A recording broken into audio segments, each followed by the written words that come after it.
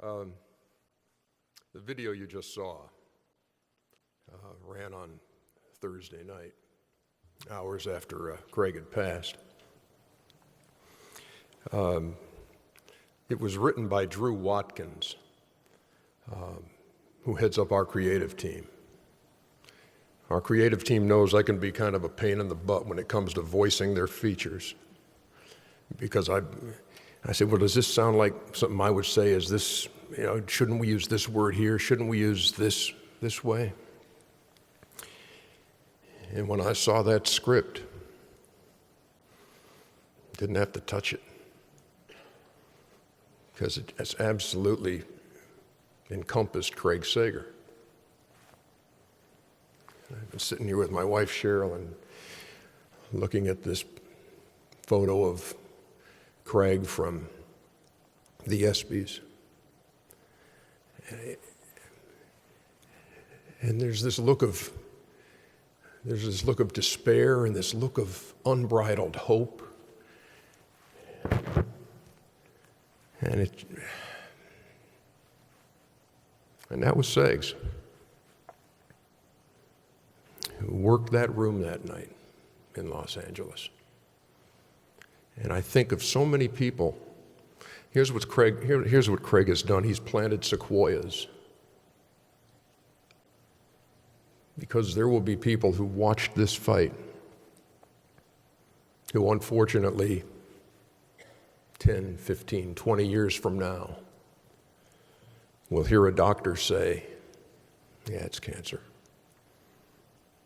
And they're going to say, I remember when I was 15 years old and I watched this guy, Craig Sager, fight this thing. I can too. What we do at Turner Sports from time to time, and this has been going on for 25 years, we'll have a preseason meeting about the NBA or our Major League Baseball coverage, or Lenny Daniels will celebrate a birthday, or we'll be at the Legends Brunch at All-Star Weekend. And I started writing poems to mark the occasion. And a lot of times the people at Turner, and there are so many here today, would say, oh, he's going to read the poem, I hope I'm not in it. Because it's not always the most flattering thing, because you may have thought that you got away with something last NBA season that nobody noticed, but then somebody says, hey, did you hear about that? You might want to put that in the poem. Oh, good, so I'll do that. So I thought it was only fitting for a day like this when we honor Craig and celebrate his life that, this one deserved a poem. So here goes.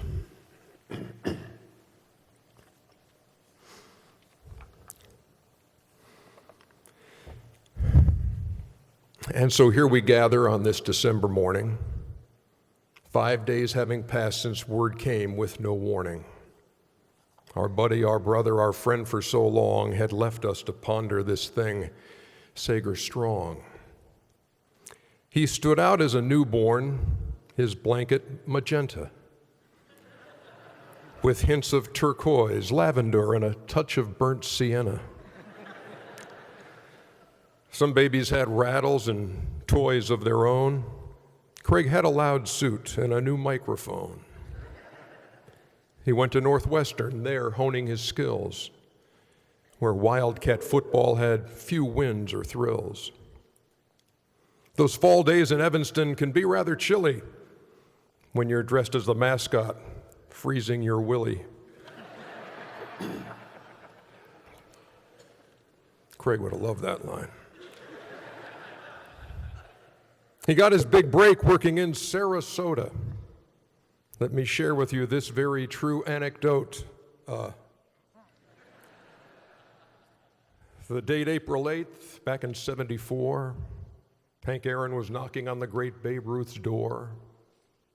Craig made the trip north to watch 7:15, and he did something none of us had ever seen. When Aaron connected on Al Downing's pitch, Craig ran on the field, that son of a gun.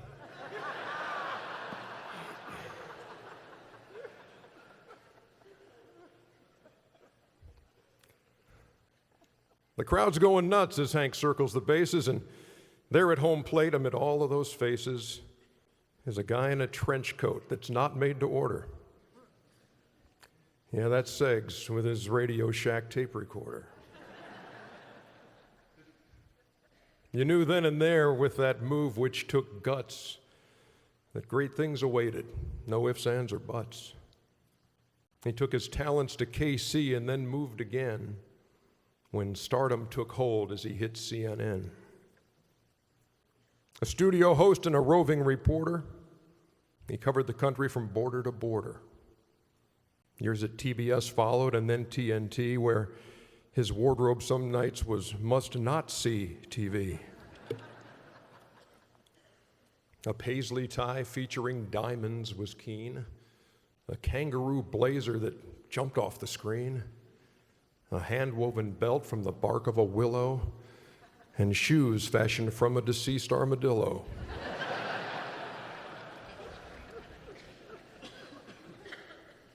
But don't think for a moment it was just about style.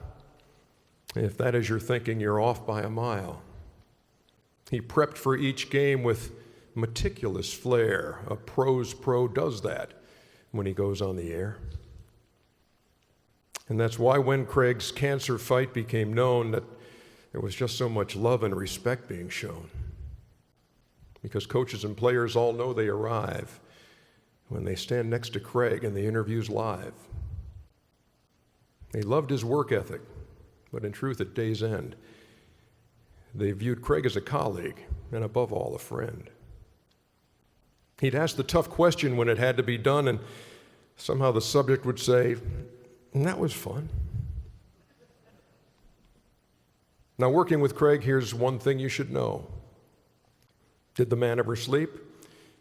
I do not believe so.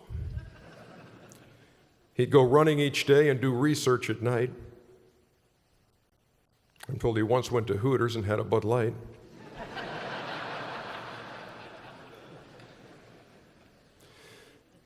The golf course always was for Craig a favorite destination. He took $10 million off his friends by estimation. He won the Carmo Classic every year, was undefeated. And afterwards, in disbelief, he'd say, "You think I cheated?" I really, truly do believe no man enjoyed life more. That laugh, that smile, that joy we saw when he walked in the door. And how he worshiped Stacy. How he loved the sound of Dad. How he knew his job was one that everybody wished they had. That vibrant, thankful part of Craig was never lost or hidden, even when his illness laid him low, and I'm not kidding. You'd visit him and hope to cheer him up or lift his spirit. He'd expressed his hopeful outlook and make you glad that you could hear it. There were countless chemo hours, many a sleepless night, that marked this unrelenting, awe-inspiring cancer fight. And then there was the profound impact that Craig Jr. had. Not once, but twice, this faithful son gave life to his dad.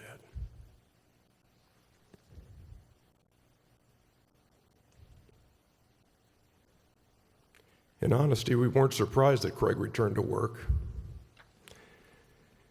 For all of us to see him on the sidelines was a perk. To see him interviewing Pop, Rick Kyle, Lara LaDoc, Seggs was back and using every second of the clock. And how that must have felt to hear the roars of fans league wide, who cheered his courage and took selfies standing by his side. I watched him work a playoff game, fly home, and right away have chemo, board a flight, and hit the sidelines the next day. In each NBA city, there were T-shirts, there were signs. As admiration freely flowed, arenas became shrines. It truly was miraculous, his will, his fight, his grit. It's as if he said, "You're cancer, huh? Well, I don't give a darn."